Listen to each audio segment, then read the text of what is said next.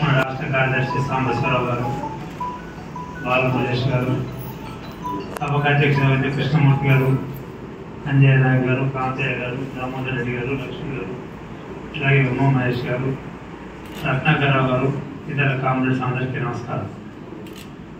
78 సంవత్సరాలైన కొమరయ్య గారి పేరు ఇంకా మార్పుతుందంటే వారు చేసిన త్యాగానికి నిదర్శనం. ఇంత క్రితం మన రాష్ట్ర కార్యదర్శి గారు చెప్పినట్టుగా తెలంగాణ సాయుధ పోరాటంలో మొట్టమొదట అమరుడైన వాడు దొడ్డి కొమరయ్య. ఆ గ్రామంలో కడివెల్లి గ్రామంలో జరిగిన ఘటనలు, అక్కడ వ్యాపారి ఆ భూస్వామి అన్నదండలతో అక్కడ వారి యొక్క భూములు ఇవన్నీ కూడా రైలు పెట్టుకొని అక్కడ వాళ్ళ మీద దాడులు చేస్తుంటే ఆ భూమిని ఇల్లును రైలు నుంచి విడిపించాలని అక్కడ సంఘం పేరుతో ఊరేగింపు తీస్తూ ఉంటే ఆ కడివెల్లి గ్రామంలో అక్కడ రజాకారులు పోలీసులు కలిసి ఆ ఊరేగింపు మీద ఫైరింగ్ చేస్తే దొడ్డి కొమరయ్య ఫైరింగ్లో చనిపోయాడు. అది జనగాం తాలూకా కాడిగండి గ్రామం, దేవరూపల మండలం. అది ఇంత క్రితం నల్గొండ జిల్లాలో ఉండేది, ఇప్పుడు అది వరంగల్ జిల్లాలో ఉంటుంది. అయితే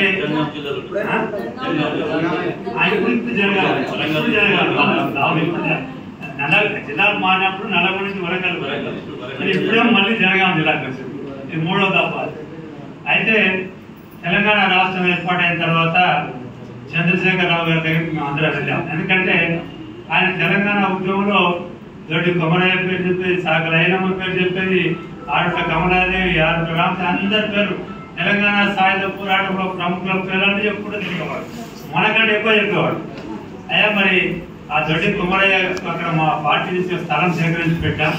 అక్కడ ఒక మంచి భవనం ఈ ప్రభుత్వం నుంచి అధికారికంగా నిర్మించాలంటే అదెంతో పని అన్నాడు. అదెంతో పని అని ఆయన నిర్మించలేదు, వదిలిపెట్టేశాడు. ఆయన దాన్ని మర్చిపోయాడు. మేము ఆ కేశవరావు ఎంపీ దగ్గర పోయాం, మీ ఎంపీ నిధులన్నా పెట్టబోయా. పోతే ఆ ఎంపీ గారు ముఖ్యమంత్రి గారిని అడిగినట్ట ఇది ముఖ్యమైన పని అని చెప్పాడు ఆయన పెట్టే. కానీ మన వరంగల్ జిల్లా పార్టీ యావత్ పూనుకొని, ముఖ్యంగా జనగాం తాలూకా వాళ్ళు ఆ గ్రామంలో మంచి కార్యాలయం అట్లాగే విగ్రహాన్ని ఏర్పాటు చేసి ప్రతి సంవత్సరం రాష్ట్ర స్థాయి కార్యక్రమంగా ఆ కడిగండి గ్రామంలో ఇవాళకి మన పార్టీ తరఫున అక్కడ నిర్వహిస్తా ఉన్నాం. అంటే ఆ మొట్టమొదటి అమరుడు మరి ఆ తెలంగాణ సాయుధ పోరాటం ఇవాళకి సువర్ణాక్షరాలతో లిఖించబడిన పోరాటంగా మన తెలంగాణలో కాదు, యావత్ భారతదేశం ప్రపంచ చరిత్రలోనే లిఖించబడింది.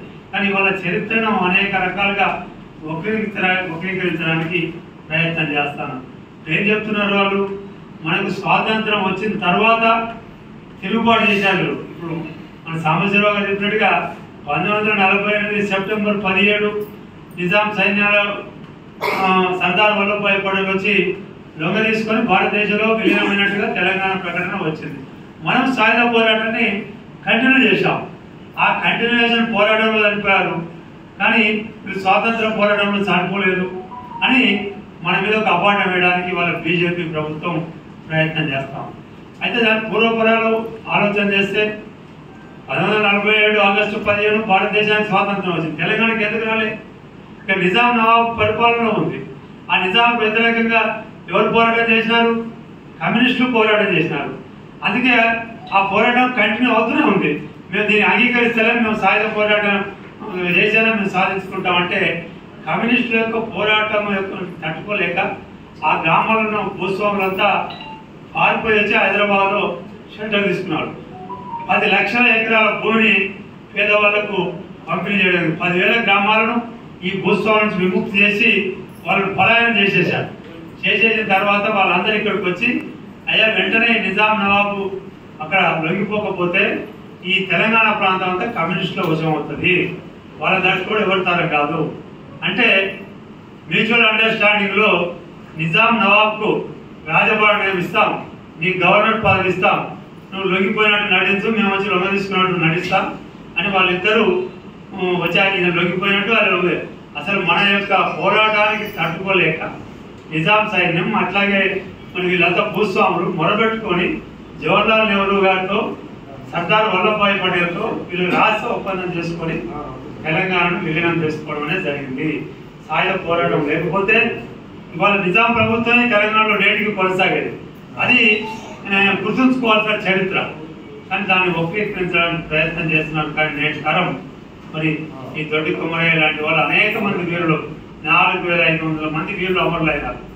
వాళ్ళందరి త్యాగాలు ఊరికపోకుండా మనం ఇంకా నేటికి మన యొక్క రాజకీయ లక్ష్యం ఏదైతే ఉందో ఆ లక్ష్యం కోసం నిర్విరామంగా కమ్యూనిస్ట్ పార్టీ పోరాటాలు చేస్తూ ఉంది. కమ్యూనిస్ట్ పార్టీకి మద్దతుగా అనేక ప్రజా సంఘాలు మరి పోరాటంలో కలిసి వచ్చి మరి దొడ్డి కుమ్మరయ్య గారు లాంటి అమరవీరుల ఆశయాలు సాధించేంత వరకు మనం పోరాటం కొనసాగుతూనే ఉంటుంది. అందులో మనం అందరం భాగస్వాములు కావాల్సిన బాధ్యత మనందరి మీద ఉందని గుర్తు చేస్తూ కుమ్మరయ్య గారికి జోహార్లు అర్పిస్తూ సెలవు.